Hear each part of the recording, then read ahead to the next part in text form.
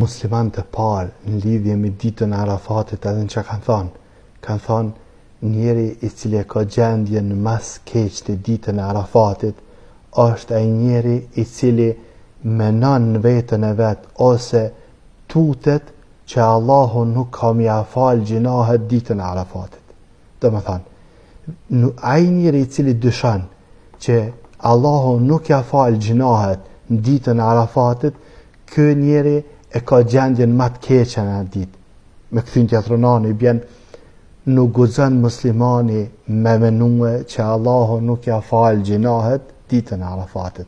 Do më thonë, Allahu Azza wa Jall fal gjinahet ditën e Arafatit shumë, saqë nuk ka ditë në të cilën shejtani është më i zvoglum, më i nënçmum, më i poshtrum se sa ditën e Arafatit, prej asaj na çka sheh prej faljes së Allahut Azza wa Jall ndaj robëve të tij.